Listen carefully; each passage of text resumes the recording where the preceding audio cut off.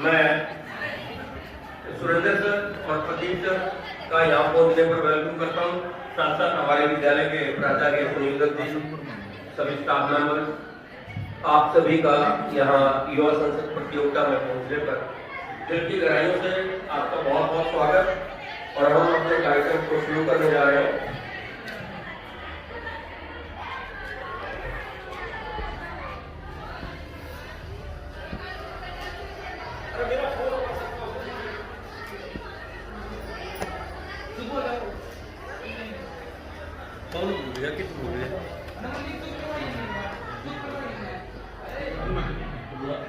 ये तो बच्चे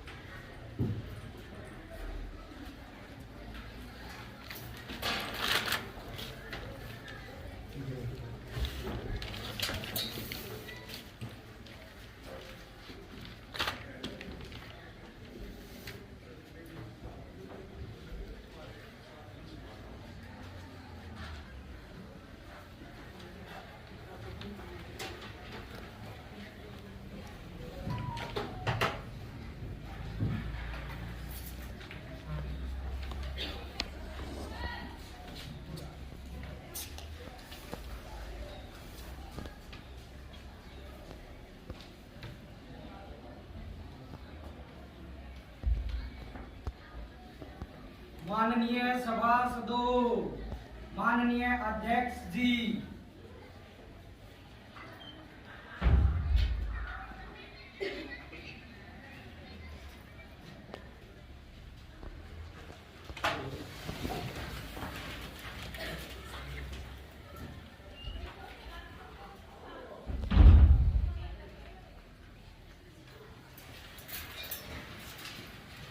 माननीय सांसदों, युवा संसद के इस दीर्घकालीन सत्र में आप सभी का हार्दिक अभिनंदन है।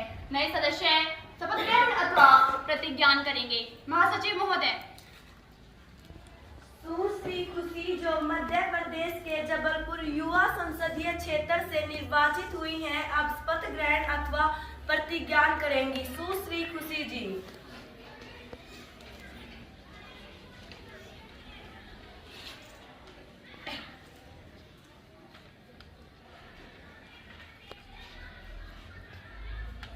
महोदय, आप शपथ ग्रहण करेंगी या प्रतिज्ञान करेंगी? महोदय, मैं शपथ ग्रहण करूंगी। आप किस भाषा में शपथ लेना चाहेंगी? हिंदी में महोदय।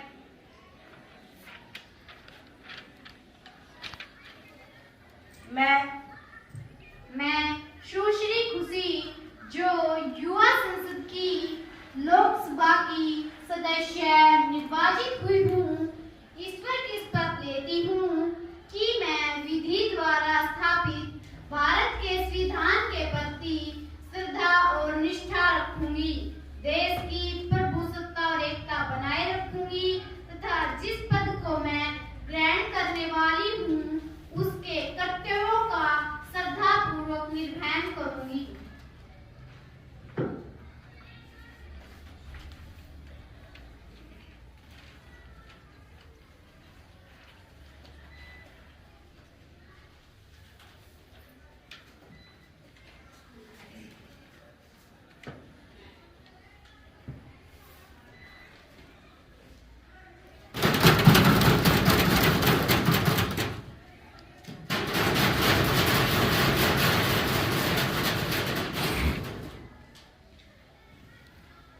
सुश्री दीप्ति जी जो फरीदाबाद युवा लोकसभा निर्वाचन क्षेत्र से निर्वाचित हुई है, अब शपथ ग्रहण अथवा प्रतिज्ञान करेंगी। सुश्री खुशी जी।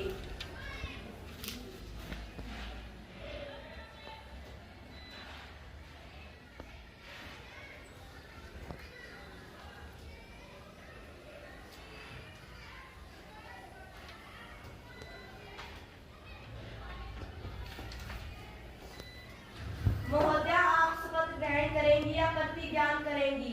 महोदय, मैं शपथ ग्रहण करूंगी। आप किस भाषा में शपथ लेना चाहेंगी? अंग्रेजी में महोदय।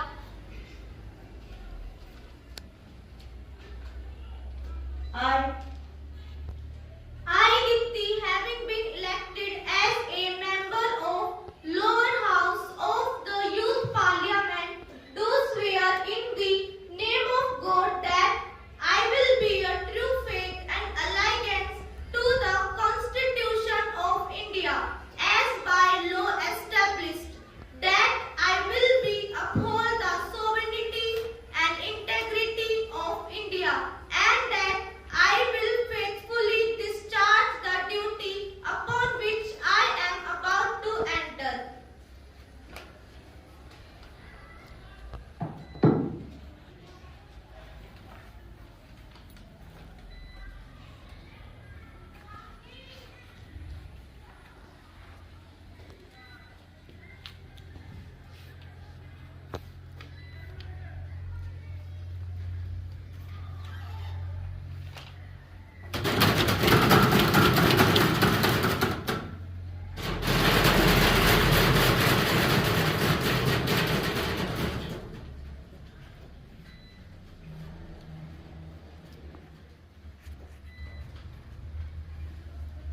सुश्री भारती जी जो दिल्ली के चांदनी चौक युवा संसदीय क्षेत्र से निर्वाचित होकर आई हैं, अब शपथ ग्रहण अथवा प्रतिज्ञान करेंगी। सुश्री भारती जी।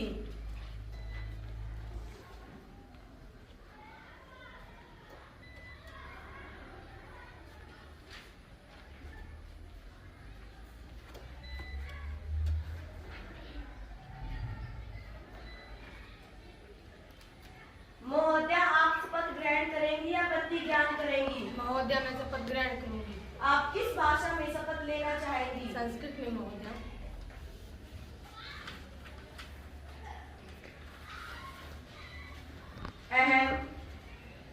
अहम सुश्री भारती युवा सदस्य लोकसभाया सदस्य निर्वाचितो अस्मि। ईश्वरं स्पामि यत् अहं विधिना स्थापित भारतस्य संविधानं प्रति श्रद्धा निष्ठां च करिष्यामि। देशस्य प्रभुसत्ताया एकताया च पालनं करिष्यामि। यत् पदभारं च अहं वहिष्ये तस्य कर्तव्यानां श्रद्धया निर्वहनं करिष्यामि।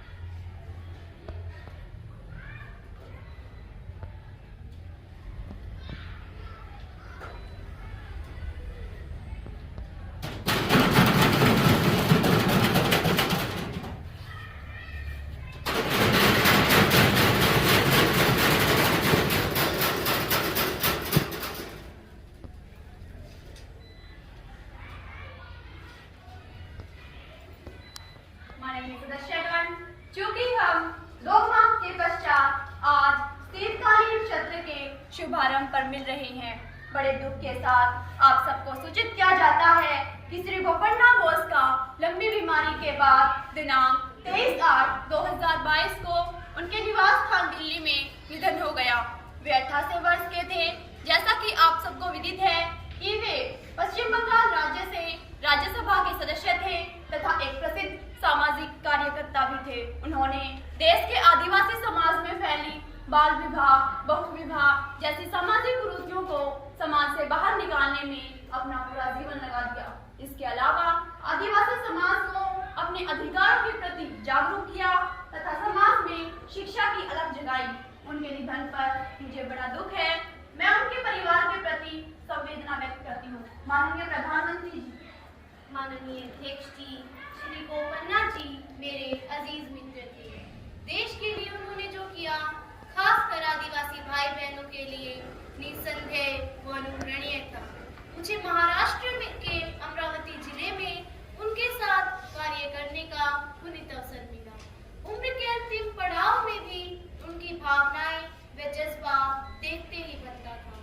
बीमार होते हुए भी उन्होंने 250 किलोमीटर की लंबी यात्रा की, जो सामाजिक बुराइयों को आदिवासी समाज से दूर करने के सफल प्रयास किए। मैं उनके इन सभी प्रयासों को नमन करते हुए उन्हें दिल से श्रद्धांजलि देती हूँ तथा शोक संपन्न परिवार के प्रति गहरी संवेदना प्रकट करती हूँ। मुझे उनके द्वारा कहे गए शब्द याद आते हैं कि एक दिन हम भी कफन ओढ़ जाएंगे, कि एक दिन हम भी कफन ओढ़ जाएंगे, सब रिश्ते इस दुनिया से तोड़ जाएंगे, जितना जी चाहे सता लो तुम मुझे, एक दिन रोता हुआ सबको छोड़ जाएंगे, एक दिन रोता हुआ सबको छोड़ जाएंगे। माननीय अध्यक्ष जी, मैं आप तथा सदन के नेता व प्रधानमंत्री जी द्वारा अर्पित की गई श्रद्धांजलि में अपने आप को सहयोजित करती हूँ। अध्यक्ष जी, मैं बड़ी ही भाग्यशाली हूँ कि मुझे बोपन्ना बोस के साथ आदिवासी समाज के लिए चेतना यात्रा, बंधन तोड़ो तथा आदिवासी समाज को जोड़ो में भाग लेने का पुनीत अवसर मिला। वे आदिवासी समाज के लिए जिस जज्बे तथा लगन के साथ काम करते थे, उसका उदाहरण शायद ही कहीं मिलेगा। वे एक दिन बिना कुछ खाए पिए 15 से 16 घंटे तक काम करना उनके एक दृढ़ निश्चय का परिचय देता है। आदिवासी समाज को नई दिशा देना, उनके बीच समय बिताना और खराब सेहत के बाद भी आदिवासी समाज को मुख्य धारा से जोड़ने का सफल प्रयास करना उनके अदम्य साहसी होने का परिचय देता है। मुझे उनकी ऐसे मृत्यु का बड़ा ही दुख है। वह मेरे तथा इस देश के लिए एक बड़ी ही क्षति थी। मैं ईश्वर से प्रार्थना करती हूँ कि उनकी आत्मा को अपने श्री चरणों में स्थान दे। सभी सदस्यगण दिवंगत आत्मा की शांति के लिए 2 मिनट का मौन रखेंगे।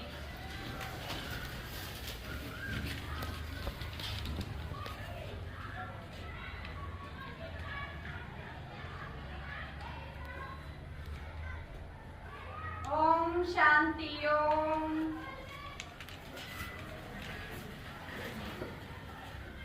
महासचिव जी, शोक संदेश शोक संतप्त परिवार को भेज दिया जाए।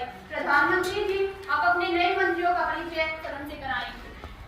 माननीय अध्यक्ष जी, मैं आपके माध्यम से मंत्रिमंडल के नए सदस्यों का सदन से परिचय कराना चाहती हूँ। श्री राजीव जी, युवा खेल मंत्री, कैबिनेट मंत्री। सुश्री काजल जी, संचार राज्य मंत्री, स्वतंत्र प्रभार।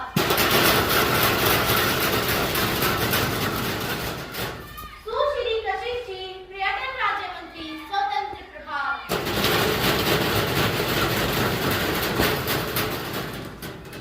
अब प्रश्नकाल शुरू होता है। प्रश्न संख्या 201, सुश्री प्रियंका। माननीय अध्यक्ष जी, क्या शिक्षा मंत्री जी यह बताने का कष्ट करेंगी कि कोरोना काल में हुए शिक्षित बेरोजगार लोगों के लिए सरकार ने क्या किया है? दूसरा, इस महामारी के कारण जितने भी छात्र परीक्षा देने से असमर्थ रहे हैं, उनको लेकर सरकार की क्या नीति है? तीसरा, माननीय अध्यक्ष जी, इस महामारी के कारण जितने भी छात्र बिना परीक्षा दिए पास हुए हैं और उन्हें अगली कक्षाओं में विभिन्न विषयों में समस्याएं आ रही हैं, उन समस्याओं के समाधान के लिए सरकार ने क्या कदम उठाए हैं? माननीय शिक्षा मंत्री जी। माननीय अध्यक्ष महोदय जी, मैं आपके माध्यम से सदन को बताना चाहती हूँ कि कोरोना एक वैश्विक महामारी थी। इसने न केवल भारत बल्कि पूरे विश्व को अपनी चपेट में ले लिया। मैं मानती हूँ कि इस महामारी में अनेक शिक्षित युवा बेरोजगार हुए, परंतु सरकार ने सभी बेरोजगारों की सूची मंगवाकर इन्हें यथासंभव रोजगार दिया है तथा जो युवा रोजगार से वंचित हैं, उन्हें 1000 से लेकर 1500 रुपए प्रति माह के हिसाब से बेरोजगारी भत्ता दिया जा रहा है। माननीय अध्यक्ष महोदय जी, मैं प्रश्न संख्या 201 है के बारे में बताना चाहती हूँ कि ऐसे अनेक छात्र व छात्राएं जो कोरोना महामारी के कारण परीक्षा देने में असमर्थ हो गए थे, सरकार द्वारा उन्हें स्पेशल चांस देने का निर्णय लिया गया। इसके साथ साथ ऐसे विद्यार्थियों से कोई परीक्षा शुल्क भी नहीं लिया जाएगा तथा परीक्षा केंद्र भी 5 किलोमीटर से ज्यादा दूर नहीं होंगे। माननीय अध्यक्ष जी, शिक्षा मंत्री जी ने बड़ी सहजता के साथ कहा है कि जितने भी छात्र व छात्राएं परीक्षा देने से वंचित रह गए थे, उनको एक स्पेशल चांस देंगे, परंतु क्या इसकी सूचना उन छात्रों तक पहुंच पाएगी? माननीय अध्यक्ष जी, क्या इसकी सूचना उन छात्रों तक पहुंच पाएगी? क्या इस परीक्षा की तैयारी के लिए उन छात्रों को उचित वक्त मिलेगा? माननीय अध्यक्ष जी, जिन छात्रों को स्कूल जाने का 1.5 से 2 वर्ष अवसर नहीं मिला, वो तैयारी कैसे करेंगे? माननीय अध्यक्ष महोदय जी, मैं आपके माध्यम से मेरे काबिल दोस्त को बताना चाहती हूँ कि उनका इस समस्या पर प्रश्न उठाना बिल्कुल उचित है, परंतु केंद्रीय सरकार ने सभी राज्यों व केंद्र शासित प्रदेशों को उचित पत्राचार के माध्यम से यह जानकारी सभी छात्रों तक पहुँचाना सुनिश्चित किया है। इस सूचना का पूरा विवरण हमारे पास आ चुका है। प्रत्येक राज्य का शिक्षा बोर्ड अपने अपने स्तर पर इस दिशा में कार्य करेगा। माननीय अध्यक्ष जी, मैं आपके माध्यम से सदन को बताना चाहती हूँ कि सीबीएसई बोर्ड पहले ही यह सूचना सभी स्कूलों में भेज चुका है। इस परीक्षा के लिए केंद्र ने राज्यों को 320 करोड़ रुपए का बजट भी जारी किया है।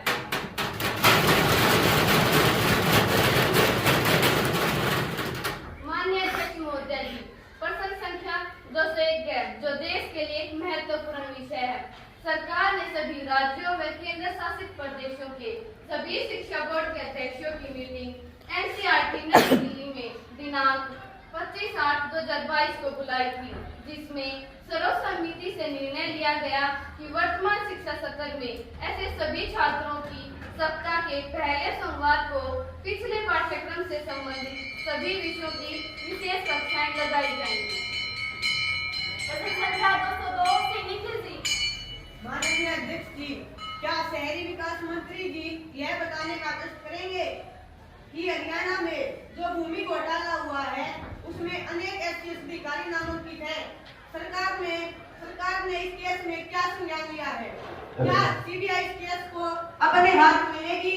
क्या ऐसे अधिकारियों को जिन नेताओं ने अपना आशीर्वाद दिया हुआ है उनके नाम सामने आएंगे? माननीय अध्यक्ष जी। माननीय शहरी विकास मंत्री जी, माननीय अध्यक्ष जी, मेरे करीबी साथी ने हरियाणा में जिस जमीन घोटाले का जिक्र किया है, राज्य सरकार के साथ साथ केंद्र सरकार ने भी इस मामले का संज्ञान लिया है। दोषियों को पकड़कर केस चलाकर सख्त से सख्त सजा दिलवाई जाएगी। प्रश्न 202 है। मैं सदन को बताना चाहूंगी कि सरकार व राज्य पुलिस इस केस को ठीक दिशा में ले जा रही है। हाँ, अगर राज्य सरकार की ओर से सीबीआई जांच की मांग की जाती है तो हमें सीबीआई जांच से कोई परहेज नहीं है। प्रश्न 202 है। माननीय अध्यक्ष जी, रही ऐसे नेताओं पर कार्रवाई की बात जिन्होंने वरिष्ठ अधिकारियों को अपना संरक्षण दिया है। आरंभिक जांच में तो ऐसा कोई मामला नहीं दिखा है। हाँ, अगर किसी नेता का नाम है तो अधिकारियों के साथ साथ नेता को भी जेल की सलाखों के पीछे जाने के लिए तैयार रहना चाहिए। अगला प्रश्न संख्या 203 सुश्री रविता। माननीय अध्यक्ष जी, मेरा प्रश्न माननीय गृह मंत्री जी से है। यूक्रेन में फंसे भारतीय छात्रों को वहां से निकालने में सरकार ने इतनी देरी क्यों की? दूसरा, यूक्रेन में फंसे भारतीयों के साथ जो दुर्व्यवहार हो रहा है उसके लिए सरकार मौन क्यों है? तीसरा, जिन छात्रों का कोर्स अधूरा रह गया उनका भविष्य क्या होगा? अंधकार में भविष्य के साथ छात्रों को जीने का कोई रास्ता नजर नहीं आ रहा है। माननीय गृह मंत्री जी। माननीय अध्यक्ष महोदय, मेरे काबिल दोस्त ने बड़े ही वाजिब सवाल किए हैं, परंतु किस देश के साथ कब युद्ध हो जाए यह निश्चित नहीं। इसके बावजूद हमारी सरकार ने भारतीयों को यूक्रेन से लाने में कोई कसर नहीं छोड़ी, हर संभव प्रयास किए और भारतीयों को यूक्रेन से लाने में सकुशल सफल हुए। महोदय, हमारी सोच हमेशा समाज की भलाई के लिए लगी रहती है। देश के हर नागरिक को मदद देना हमारा प्रमुख कर्तव्य है। महोदय, ये कुछ पंक्तियां हैं जो हमारे चरित्र को चरितार्थ करेंगी कि समाज सुधार की पहल जरूरी है, छत मिले गरीब को कहाँ महल जरूरी है, खुशियां अमीरों को हिम्मत देना मेरे खुदा, खुशियां अमीरों को हिम्मत देना मेरे खुदा, गरीब के घर में भी चहल पहल जरूरी है। माननीय अध्यक्ष जी, सरकार को शर्म आनी चाहिए। भारतीयों के साथ हुए दुर्व्यवहार के बाद भी अपनी नाकामी पर पीठ थपथपा रही है। क्या मंत्री महोदय में थोड़ी भी इंसानियत नहीं बची? मैं तो बस इतना ही कहना चाहती हूँ, हर तबके का उत्थान जरूरी है, हर तबके का उत्थान जरूरी है, हर गरीब का सम्मान जरूरी है। भगवान होना तो दूर की बात, बनना इंसान को इंसान जरूरी है। माननीय अध्यक्ष महोदय, हम यूक्रेन के राजदूत के साथ सदा संपर्क में थे। माननीय प्रधानमंत्री जी ने यूक्रेन में फंसे भारतीयों को सुरक्षित तथा उनके साथ कोई दुर्व्यवहार न हो, इसके लिए यूक्रेन के प्रधानमंत्री से स्वयं बात की तथा भारतीयों के प्रति अपनी भावनाएं यूक्रेन के प्रधानमंत्री तक पहुंचाई। महोदय, जो छात्र यूक्रेन से अपनी पढ़ाई अधूरी छोड़कर भारत वापस आए हैं, उन सभी के लिए हमारी सरकार ने एक शिक्षाविदों की एक समिति बनाई है, जिसमें उन सभी छात्रों के अधूरे कोर्सों के बारे में मंथन करके उन सभी को उचित दाखिले दिलाए जाएंगे और साथ ही उन सभी की पूरी फीस माफ की जाएगी। प्रश्न संख्या 204 सुश्री अंजना। माननीय अध्यक्ष जी, आज की केंद्र सरकार देश में राम राज्य लाने की बात कर रही है। मैं माननीय स्वास्थ्य मंत्री जी से पूछना चाहती हूँ कि क्या आपने देश के बीमार अस्पतालों के बारे में कोई सुध ली है? आए दिन अस्पतालों में डॉक्टरों व नर्सों के अभाव में अनेकों मरीज दम तोड़ रहे हैं। किसी अस्पताल में दवाइयाँ नहीं है तो किसी की एक्सरे मशीन खराब है।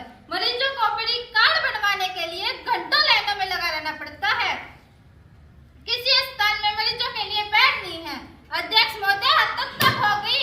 आईसीयू जैसे संवेदनशील कमरों की छतों से पानी टपक कर मरीजों के बेड तक आ रहा है और मंत्री जी दावा कर रहे हैं यूरोपियन देशों से मुकाबला करने का।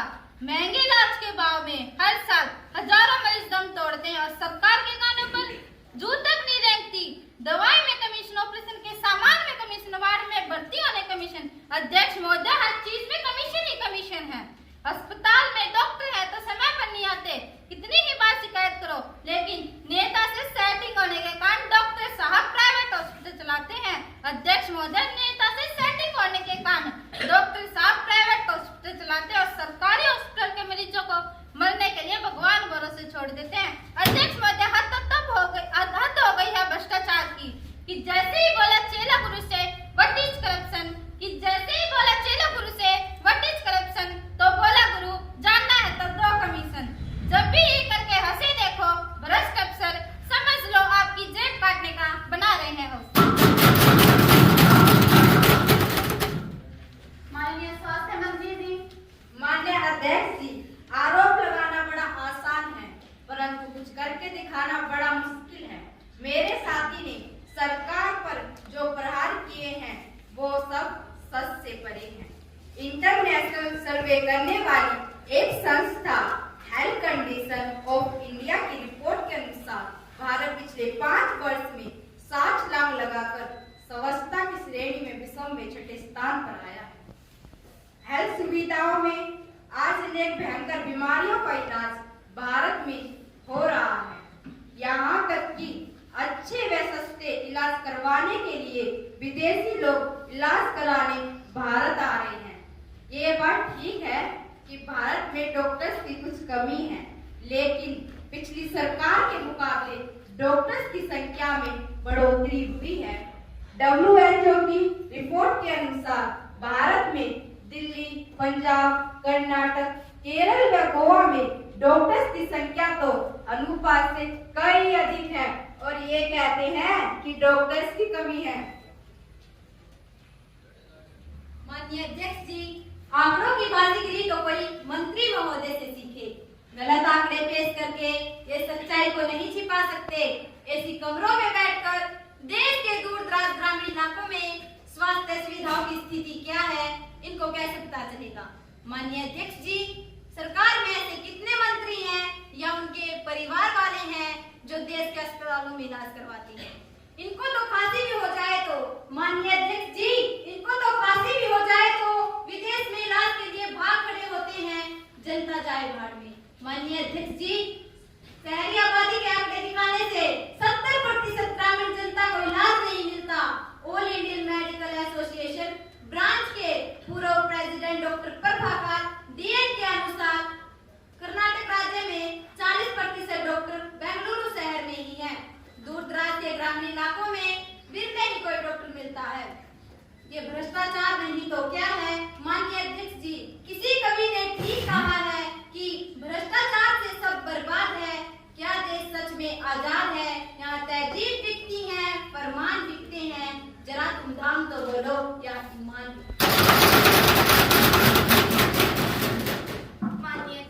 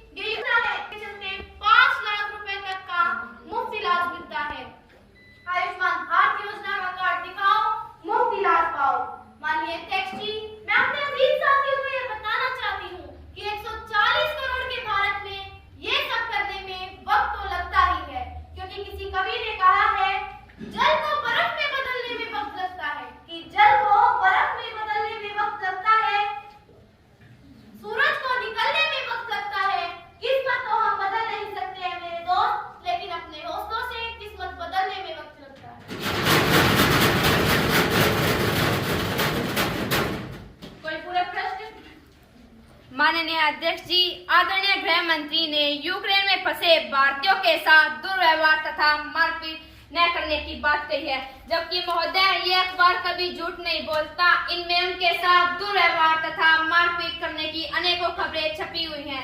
यहाँ तक कि कुछ भारतीयों के यूक्रेन में मारे जाने की खबरें भी इन अखबारों में छपी हैं।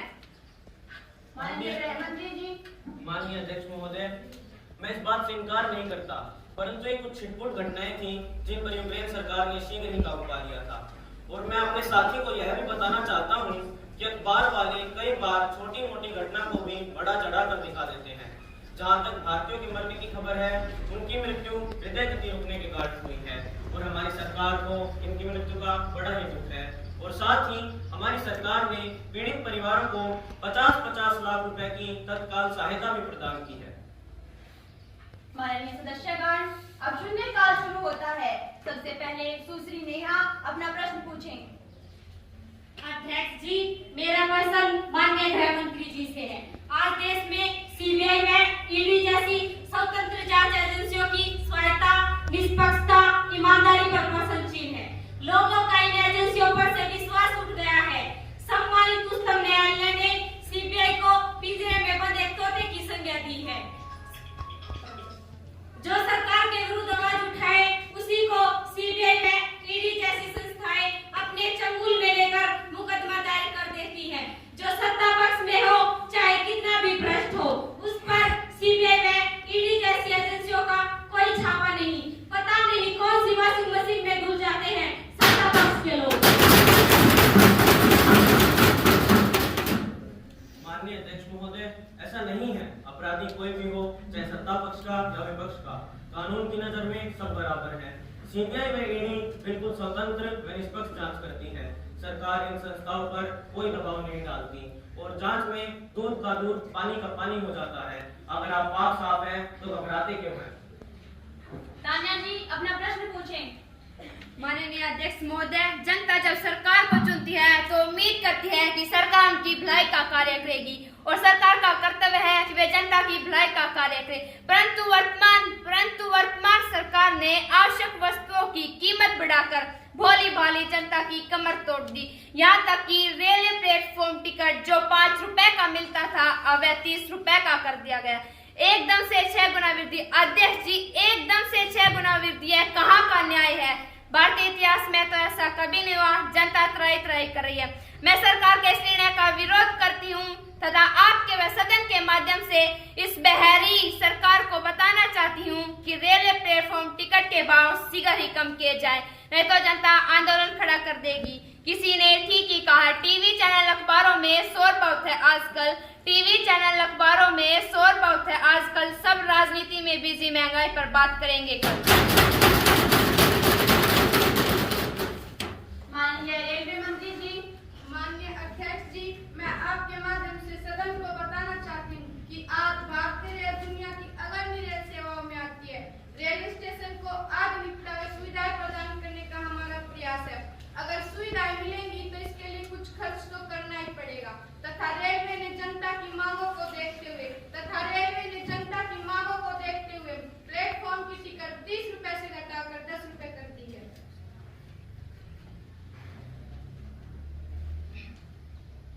अब महासचिव जी युवा संसद की राज्यसभा से प्राप्त संदेश पढ़ेंगे। महासचिव जी। अध्यक्ष जी, मुझे युवा संसद की राज्यसभा के महासचिव से प्राप्त निम्नलिखित संदेश की सूचना देनी है। युवा संसद को राज्यसभा की प्रक्रिया तथा कार्य संचालन विभाग के अनुसार मुझे राज्यसभा द्वारा पारित साइबर क्राइम विधेयक 2022 की प्रतिसभा पटल पर रखने का निर्देश हुआ है, जो राज्यसभा द्वारा 13 अगस्त 2022 को हुई बैठक में पारित किया गया था। महासचिव, राज्यसभा द्वारा पारित किए गए विधेयक की प्रति सभा पटल पर रखेंगे। राज्यसभा द्वारा पारित किए गए साइबर क्राइम बिल 2022 की एक प्रति सभा पटल पर रखती हूँ।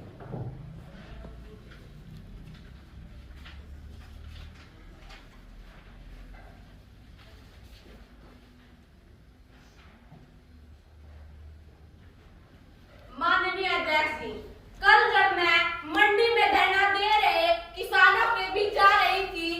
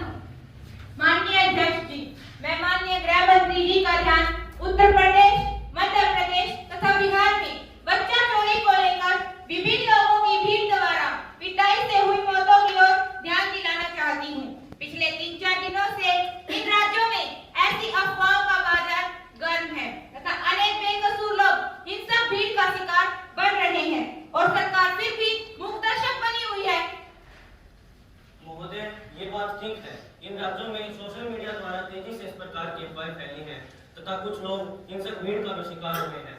महोदय, हमने इन राज्यों के मुख्यमंत्री, प्रधान सचिव व गृह मंत्री से बात की है। जो लोग इस प्रकार की अफवाहें फैला रहे हैं उन पर सख्त से सख्त कार्रवाई करने का आदेश दिया है और साथ ही इन सभी को गिरफ्तार भी किया जाएगा और धीरे धीरे हालातों पर काबू भी पा लिया जाएगा। सुश्री भावना जी। माननीय अध्यक्ष जी, कुछ खबरों में तो बच्चों का अपहरण की घटनाएं भी दिखाई गई है, जो कि एक चिंता का विषय है। सच्चाई तक में रहते पता चलना बड़ा आवश्यक है। ऐसी घटनाओं को रोकने के लिए केंद्र व राज्य सरकार को और भी अधिक प्रयास करने चाहिए। गृह मंत्री जी। महोदय, स्थिति की गंभीरता को देखते हुए अतिरिक्त सुरक्षाकर्मी इन राज्यों में भेज दिए गए हैं। जिस जिले में घटनाएं ज्यादा घटित हुई हैं वहां पर कुछ समय के लिए इंटरनेट की सेवाएं बंद करवा दी गई हैं और कल मैं स्वयं इन राज्यों का दौरा करूंगा और मैं सदन से निवेदन करता हूं कि इस समस्या से निपटने के लिए सहयोग करें।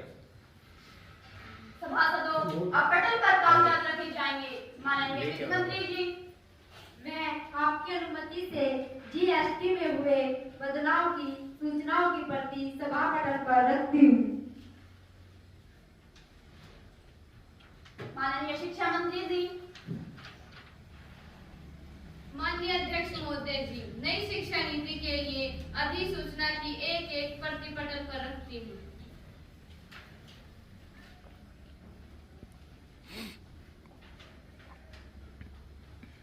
Honorable members, I have to make an announcement on the behalf of the honorable members of the House. I have great pleasure in extending our warm welcome to His Excellency Mr. Robert Hughes, Speaker of the Canadian Parliament, and the honorable member of the Canadian Parliamentary delegation who are on a visit to India are our honored guests. The other honorable member of the delegation are Miss Nick, member of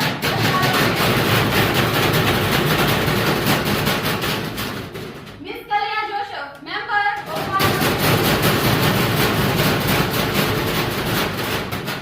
We also convey our warm feeling and very best wishes through them to their President, Prime Minister, the government and very friendly people of Canada.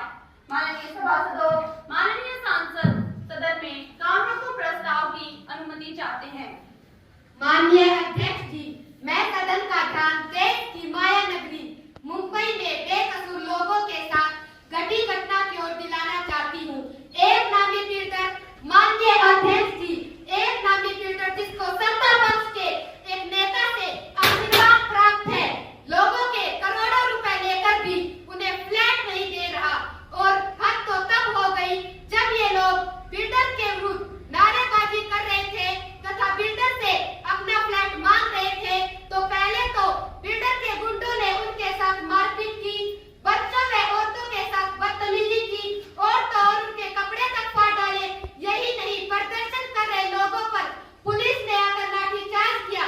यह तो सरासर लोकतंत्र की हत्या है जनाब। एक तो चोरी, ऊपर से सीना चोरी। अब प्रश्न है कि माननीय सांसद को सदन में काम रोको प्रस्ताव की अनुमति दी जाए या नहीं। जो सदस्य सहमत हैं, हाथ खड़ा करें। जो सदस्य सहमत नहीं है, हाथ खड़ा करें। इस युवा सदन में हाँ वालों का बहुमत है, हाँ वालों का बहुमत है, हाँ वालों का बहुमत है। अब सदन की कार्यवाही स्थगित की जाती है। माननीय सभासदों, अब सदन को संसद को काम रोको प्रस्ताव की अनुमति दी जाती है।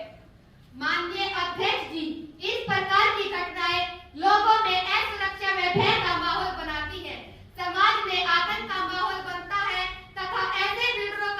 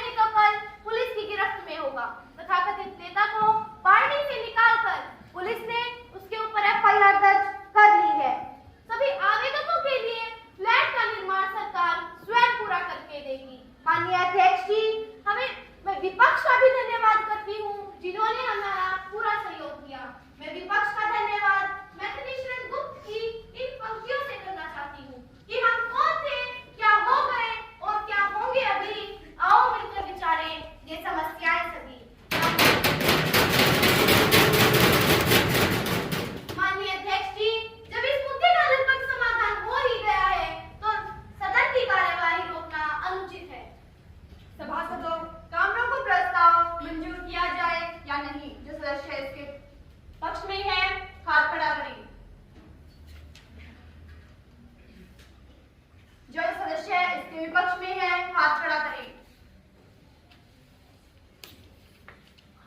इस सदन में ना वालों का बहुमत है, ना वालों का बहुमत है, ना वालों का बहुमत है। इसीलिए काम रोको प्रस्ताव नामंजूर किया जाता है तथा सदन की आगामी कार्यवाही जारी रखी जाती है। अब सदन में अविश्वास प्रस्ताव पेश किया जाए।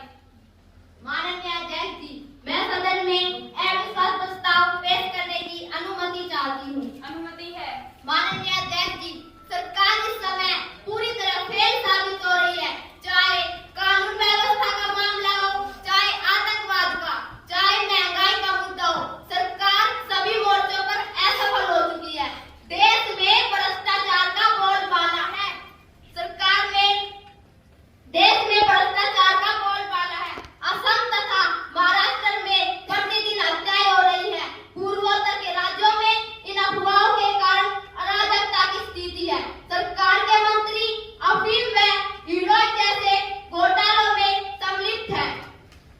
अध्यक्ष जी, मेरे काबिल दोस्त ने सरकार पर जो आरोप लगाए हैं वो सच्चाई से बिल्कुल परे है और देश में कानून व्यवस्था दुरुस्त है और एक महंगाई एक विश्वव्यापी समस्या है। फिर भी हमारी सरकार ने काफी हद तक काबू पा लिया है। पूर्वी राज्यों और राज्य खत्म हो चुकी है। इस विदेशी लोगों ने हाथ या पर्दा उठा लिया है। रही बात नशे की, उसके बारे में सरकार एक नया कानून लाने जा रही है। माननीय अध्यक्ष जी, व्यापम घोटाले ने तो पूरे देश को हिलाकर रख दिया है। आम आदमी की कोई सुनवाई नहीं है। नौकरियां सरेआम बिक रही है। अमेरिका के दबाव में सरकार नित नए समझौते कर रही है जो देश हित में नहीं है। किसानों की जमीनों को जबरन लेकर उद्योगपतियों को दी जा रही है। देश के सम्मानित नागरिकों को अमेरिका के नित बेड के आधार पर दुर्व्यवहार हो रहा है और केंद्र सरकार बिल्कुल मूकदर्शक बनी हुई है और जल्दी से न्याय भी नहीं मिलता। लोगों का समय पर न्याय भी नहीं मिलता।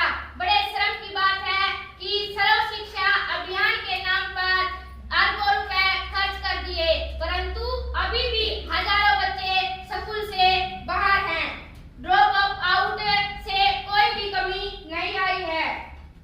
कर्मचारियों को इससे लगता है कि सारा पैसा सही कार्य में न लगाकर उसका दुरुपयोग हो रहा है। कर्मचारियों को 7 के वेतन के आयोग से जो राहत मिलनी थी वो नहीं मिली। अतः ऐसी सरकार को अस्तित्व में रहने का कोई अधिकार नहीं है तथा सरकार के खिलाफ अविश्वास प्रस्ताव लाया जाए और सांसदों की राय लेकर फैसला किया जाए। माननीय अध्यक्ष जी, मैं हमारी सरकार हर मुद्दे पर अपनी संपूर्ण शक्ति लगाकर कार्रवाई करने की कोशिश कर रही है, परंतु विपक्ष द्वारा हमेशा अनावश्यक आरोप लगाकर हमारी सरकार को बेवजह बदनाम किया जा रहा है। मैं आपको आश्वस्त कराना चाहूंगी कि देश में किसी भी कीमत पर कानून व्यवस्था बनाकर रखी जाएगी। माननीय अध्यक्ष जी, असम, महाराष्ट्र या देश के किसी भी कोने में सरकार अमन चैन लाने के लिए कटिबद्ध है। अफवाहों पर नियंत्रण के लिए सरकार ने साइबर साइट, ब्लॉग, फेसबुक पर तात्कालिक कदम उठाते हुए इन पर प्रतिबंध लगा दिए हैं। किसी भी भ्रष्टाचारी को बख्शा नहीं जाएगा। माननीय अध्यक्ष जी, जहां तक जमीन आवंटन की बात है तो कैग की रिपोर्ट कोई अंतिम फैसला नहीं होती। कानून अपना काम करेगा। हमारा लक्ष्य 2022 तक देश को विकसित राष्ट्र बनाने का है। माननीय अध्यक्ष जी, देश को विकसित राष्ट्र बनाने का है। हर वर्ष 1 करोड़ व्यक्तियों को रोजगार देने का प्रावधान किया गया है।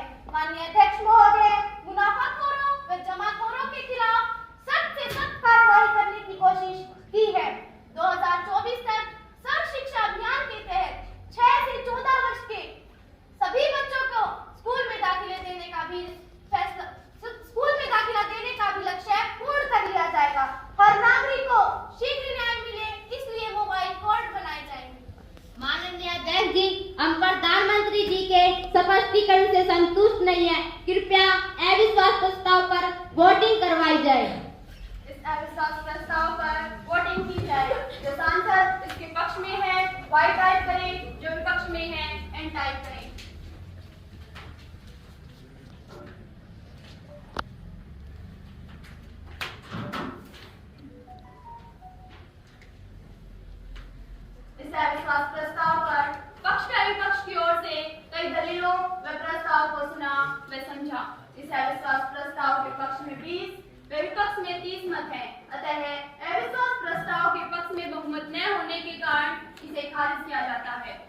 माननीय सामाजिक न्याय मंत्री जी।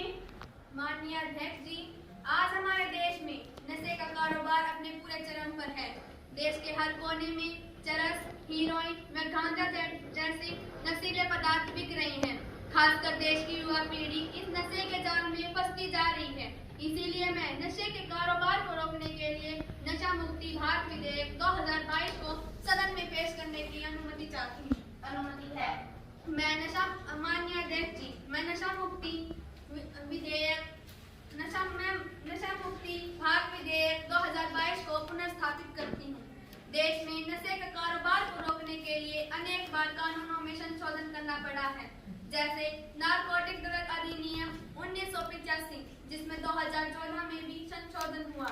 1998 में राष्ट्रीय मादक द्रव्य निवारण संस्थान NCDAP की स्थापना की गई, परंतु यह सब नाकाफी रहे। इसीलिए मैं नया विधेयक नशा मुक्ति भारत विधेयक 2022 की प्रमुख धारा सदन में पेश कर रही हूँ। माननीय अध्यक्ष महोदय, इन धाराएं की प्रमुख धाराएं निम्नलिखित हैं। सीमांत राज्यों में नशा मुक्ति विशेष दस्तों का गठन किया जाएगा। विदेशों से आने वाली नशे की खेप पर रोक लगे तथा पकड़े जाने पर 7 वर्ष की सजा। नशीली वस्तु की श्रेणी में रखी कोई भी वस्तु किसी के पास से भी बरामद होती है तो उसे तुरंत गिरफ्तार करके केस लाने का प्रावधान तथा 5 ग्राम से ज्यादा नशीली वस्तु मिलने पर 10 वर्ष की सजा। जिन लोगों को नशे की आदत पड़ गई है उनकी पहचान करना, उनका इलाज करना तथा उनका पुनर्वास आदि। नशा मुक्ति विशेष दस्तों को विशेष अधिकार देने का प्रावधान तथा 1 वर्ष के अंदर दोषी को सजा देना भी शामिल है।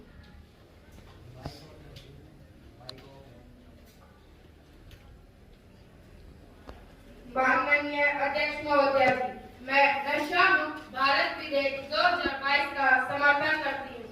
पिछले कुछ वर्षों से भारत में नशे के लिए ड्रग्स और मादक दवाओं का उपयोग बढ़ता ही जा रहा है और इसने एक विकराल समस्या का रूप ले लिया है। कई राज्यों में तो माध्यमिक स्तर के छात्रों ने भी ड्रग्स का इस्तेमाल शुरू कर दिया है। राजस्थान में तो यह समस्या और ज्यादा गंभीर है। यह मुख्य रूप से डोडापोस्ट, अफीम से बनाए जा रहे नशीले पदार्थों का सेवन व्यापक पैमाने पर किया जा रहा है। यहाँ कोटा, बारा, झालावाड़, चित्तौड़गढ़, उदयपुर और प्रतापगढ़ जिले में अफीम की खेती की जाती है। माननीय अध्यक्ष महोदय जी, देश के अनेक खेतों में अफीम की खेती विभिन्न स्थानों पर बिना किसी लाइसेंस के की जाती है तथा नशे के कारोबार को इन्हें अफीम बेची जाती है, जहां से देश के ये अफीम नौजवानों तक पहुंचाई जाती है। नौजवान अफीम की सेवन करते हैं और उनका जीवन खर्च की ओर चला जाता है। माननीय अध्यक्ष महोदय जी, नशे का सेवन करने वाला व्यक्ति ही नहीं बल्कि परिवार और उसका सामान इस अफीम के नशे से प्रभावित होता है। एक व्यक्ति केवल व्यक्ति के ही व्यक्तित्व पर ही प्रभावित नहीं होता बल्कि उसकी मानसिक तथा शारीरिक पूरी तरह प्रभावित होता है।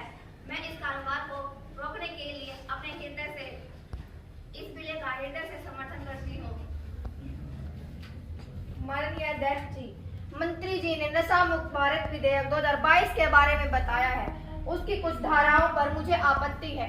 विशेष नशा मुक्ति दस्तों का गठन केवल सीमांत राज्यों में ही क्यों? क्या देश के बाकी हिस्सों में नशे का कारोबार नहीं होता? क्या देश के भीतरी राज्यों को नशे से छुटकारा नहीं मिलेगा? ये दोगलापन क्यों? नशे की खेप तो एक देश के राज्य से दूसरे राज्य पर भी बड़े पैमाने पर जाती है। माननीय अध्यक्ष महोदय, हमारी सरकार ने पिछले 3 वर्षों में नशा मुक्ति अभियान चलाया है। राष्ट्रीय अपराध रिपोर्ट ब्यूरो की जानकारी सामने आई। ब्यूरो ने बताया कि 2017 में अधिक नशा करने की वजह से 745 लोगों की मौत हुई, परंतु 2019 में यह आंकड़ा घटकर 704 पर आ पहुंचा और लगातार ये आंकड़ा घट रहा है। महोदय, हमारे देश की सीमा अनेक देशों से लगती है, जिसमें अफीम की खेती करने वाला देश अफगानिस्तान भी शामिल है। पाकिस्तान, म्यांमार, नेपाल, चीन आदि देशों से भी नशे की खेप भारत आ ही जाती है। लेकिन सरकार और पुलिस कितना भी प्रयास करे, लालच व निजी स्वार्थ के कारण कुछ स्थानीय ड्रग्स माफिया विदेशों से नशे की खेप भारत में मंगवाते हैं, जिस कारण युवा व गरीब लोग इस कारोबार में फंसते चले जा रहे हैं। महोदय, किसी शायर ने ठीक ही कहा है दिल के फफोले जल उठे सीने के दाग से, इस घर को आग लग गई घर के चिराग से।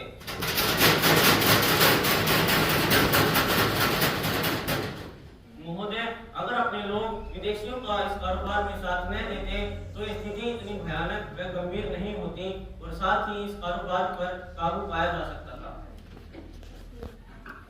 माननीय अध्यक्ष जी, आदरणीय गृह मंत्री जी ने अखबार में आए नशे पर किए गए सर्वे को शायद नहीं पढ़ा। चलिए मैं ही बता देती हूँ। इस सर्वे में बताया गया है कि तकरीबन 7.13 करोड़ भारतीय तरह तरह की नशों की गंभीर लत से जूझ रही है। नशे की लत इतनी बढ़ चुकी है कि इन्हें तत्काल इलाज जरूरत है। इलाज इनकी सरकार ने कहा। इस सर्वे में प्रत्येक राज्य और केंद्र शासित प्रदेशों को शामिल किया गया है। बताया गया है कि सबसे ज्यादा 5.17 करोड़ भारतीय शराब के गंभीर लती पाए गए हैं। इसके अलावा 72 लाख लोग भांग, 60 लाख लोग अफीम व चरस और 11 लाख लोग नशीली गोलियों व इंजेक्शन से होने वाली लत में फंसे हुए हैं। सर्वे में 70,243 लोग ऐसे भी शामिल हैं जो नशे के लिए खतरनाक किस्म की ड्रग्स का इस्तेमाल करते हैं।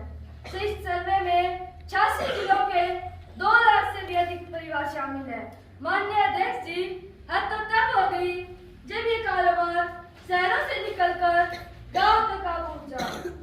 आज भारत के 80% गांव किसी न किसी नशे के शिकार हैं। युवा तो युवा, अब तो महिलाएं भी इसकी आदी होती जा रही है। क्या यही सपना दिखाया था सत्ता पक्ष ने? जनाब, कह रहे थे कि हमारे देश की सीमाएं अनेक देशों के साथ लिखती हैं। क्या हमारी सरकार में इन देशों की सीमाएं भारत के साथ नहीं मिलती थी? अपनी सरकार की कमियों को छुपाने के लिए मेरे मित्र द्वारा कुछ भी बोलना लोकतंत्र का धर्म नहीं है। अगर नियत व नीति अच्छी हो तो किसी भी समस्या पर काबू पाया जा सकता है। माननीय अध्यक्ष जी, जब नियत में खोट हो और नीति नाम का शब्द इनके शब्दकोश में न हो तो ये नशे के कारोबार पर कैसे काबू पाएंगे? इनके अपने नेता और कई नेताओं का परिवार इस नशे के कारोबार में लिप्त पाया गया है, जिसका प्रमाण ये अखबार है। ये नशे के कारोबारियों से रिश्वत लेते हैं। अध्यक्ष जी, रिश्वत लेते हैं, थाने जाकर अपराधियों को छुड़वाते हैं, क्योंकि ये अपराधी कहीं इनकी पोल न खोल दे। जब बाड़ी खेत को खाने लगे तो भगवान ही माने। माननीय अध्यक्ष जी, देश में नशे के कारोबार की समस्या तो मेरे प्रिय मित्र जब सत्ता में थे तभी से चली आ रही है। पंजाब जहां देश का सबसे ज्यादा युवा नशे की बुरी लत में फंसा था, तब पंजाब में केंद्र में आपकी ही सरकार थी। पंजाब में नशे की शुरुआत आपकी सरकार के समय में हुई थी। मेरे अजीज मित्र, क्या आप सदन को बता सकते हैं तब आपकी पार्टी में कितने नेता व उनके परिवार के लोग नशे के कारोबारियों की मदद कर रहे थे? नहीं जनाब, अब आप नहीं बोलेंगे, क्योंकि बात जब अपने ऊपर आती है तो अच्छे से अच्छा व्यक्ति पल्लू झाड़ लेता है। माननीय अध्यक्ष जी, हमारी पार्टी शासित पिछले 5 वर्षों में भारी कमी आई है। हमारी नियत व नीति बिल्कुल ही साफ है। हम जो कहते हैं वो करते हैं। हमारी सरकार और कानून की नजर में सब बराबर है। इस समस्या को दूर करने के लिए हमारी सरकार ने अनेकों परेशानियां और बाधाएं आई, किंतु हमने हार नहीं मानी, क्योंकि हमारे अंदर विपरीत परिस्थितियों में भी लड़ने का जज्बा है। किसी शायर ने ठीक ही कहा है, तुझे तोड़ने का हुनर आता है, मुझे टूटकर जुड़ने का हुनर आता है। मेरे पंखों को तने की क्या जरूरत है दोस्तों, मुझे बिना परों के उड़ने का हुनर आता है। माननीय अध्यक्ष जी, मेरे प्रिय साथी, तेज बोलकर सच्चाई से दूर नहीं भाग सकते। गुजरात जैसे राज्य जहाँ शराबबंदी लागू है, वहाँ पर जहरीली शराब पीकर रोज लोग मर रहे हैं। क्या इसी को महात्मा गांधी के सपनों का गुजरात कहते हैं? किसी भी होटल, रेस्टोरेंट, ढाबे, यहाँ तक कि चाय की दुकान पर भी शराब आसानी से मिल सकती है। सरकार ऐसा कानून क्यों नहीं बनाती जिससे शराब बेचने वाले को सख्त से सख्त सजा मिले तथा शराब बेचने वाले को फांसी की सजा का प्रावधान हो? हम ऐसे कानून की मांग करते हैं, परंतु आपके द्वारा लाए गए विधेयक में अधिकतम 7 वर्ष की जेल का प्रावधान है। नशे की कारोबारी समाज व देश के दुश्मन है। जब हम अपने विदेशी दुश्मन को गोली मार देते हैं तो यह कारोबारी भी हमारे विदेशी दुश्मनों से कम नहीं है। जो लोग देश व समाज में नशे की चीजें बेचकर देश व समाज से विश्वासघात करते हैं, हम ऐसे विश्वासघातियों के लिए फांसी की सजा की मांग करते हैं। विपक्षी साथी द्वारा जो सुझाव दिए गए हैं उनमें फांसी को छोड़कर हम सभी कानूनों को सख्ती से लागू करने के लिए तैयार हैं, क्योंकि फांसी की सजा मानवता के नाते ठीक नहीं है। विश्व में अनेक देश फांसी की सजा पर रोक लगा चुके हैं। हम सदन को विश्वास दिलाना चाहते हैं कि हम अधिक से अधिक पुलिस बल नशे के कारोबारियों को पकड़े जाने के लिए लगाएंगे। हम नशे के कारोबारियों को पकड़ने के लिए मिलकर लड़ेंगे, तभी ये बुराइयां भारत से भगाई जा सकती है। माननीय अध्यक्ष जी, मेरे काबिल दोस्त का संदेह बिल्कुल ठीक है। इस बिल विशेष गठन सीमांत राज्यों के साथ साथ भीतरी राज्यों में भी होगा, परंतु जिन राज्यों की सीमाएं दूसरे राज्यों के साथ लगती है वहाँ ऐसे तत्वों की संख्या ज्यादा हो, ये प्रावधान रखा गया है। माननीय अध्यक्ष जी, इस अधिनियम में पुलिस को जो विशेष अधिकार मिले हैं उनका दुरुपयोग नहीं होगा, इस बात की क्या गारंटी है? भ्रष्ट अधिकारी चंद रुपए के लिए किसी दोषी को छोड़ने के लिए चंद मिनटों का समय भी नहीं लेते हैं। जिस देश में 3000 माननीय अध्यक्ष जी, जिस देश में 3000 किलोग्राम हीरोइन देश के नामी व्यक्तियों के गोदामों में पकड़ी जाती है तो उनके विरुद्ध FIR तक दर्ज नहीं होती। आम आदमी 2 ग्राम में, माननीय अध्यक्ष जी, आम आदमी 2 ग्राम में महीनों जेल की सलाखों के पीछे सड़ता है और बात करते हैं। माननीय अध्यक्ष जी, विपक्ष के मेरे प्रिय साथी जो आरोप लगा रहे हैं वो सब सत्य से परे है। हमारा लक्ष्य है कि हम जात पात से ऊपर उठकर, अमीर गरीब पर जात पात से ऊपर उठकर देश की भलाई के लिए कार्य करें। माननीय अध्यक्ष जी, नशे के कारोबार का उन्मूलन करना ही मेरी सरकार का दृढ़ निश्चय है। जब विभिन्न स्रोतों से नशे के कारोबार के बारे में मुझे पता चला तो मेरी आत्मा अंदर तक हिल गई। माननीय अध्यक्ष जी, देश का युवा गरीब मानस जो नशे में लिप्त होकर अपने व देश के भविष्य को खराब कर रहा है तो मुझे बहुत पीड़ा हुई। मैंने मंत्री जी से मंत्रणा की, माननीय अध्यक्ष जी, नशे के कारोबार को खत्म करके ही देश की भलाई है। हमें हर हालत में नशे के कारोबार का उन्मूलन करना होगा, जल्द से जल्द खत्म करना होगा। नशे के कारोबार को खत्म करके ही देश का भविष्य सुरक्षित है। माननीय अध्यक्ष जी, विपक्ष के मेरे साथी जो इस कानून में बदलाव चाहते हैं, हम उनको करने के लिए तैयार हैं। माननीय अध्यक्ष जी, इस विधेयक में सजा का प्रावधान कम ही तो रखा गया है। 5 किलो नशे की वस्तु पर 7 वर्ष की सजा है, 10 किलो नशे की वस्तु पर भी 7 वर्ष की सजा। ये कहाँ का न्याय है अध्यक्ष महोदय? ये कहाँ का न्याय है? ये कानून कैसा है? दूसरा, नशे की कौन सी वस्तु इस श्रेणी में आती है, यह भी स्पष्ट नहीं हुआ। फिर समाज को नशे के विरुद्ध जागरूक करने का प्रावधान इस विधेयक में नहीं है, जो सबसे ज्यादा जरूरी है। साथ ही युवा व गरीब व्यक्ति बेरोजगारी की हालत में नशे की ओर ज्यादा भाग रहे हैं। अगर सरकार इन युवा व गरीबों को रोजगार उपलब्ध कराए तो देश से नशे का कारोबार स्वयं समाप्त हो जाएगा।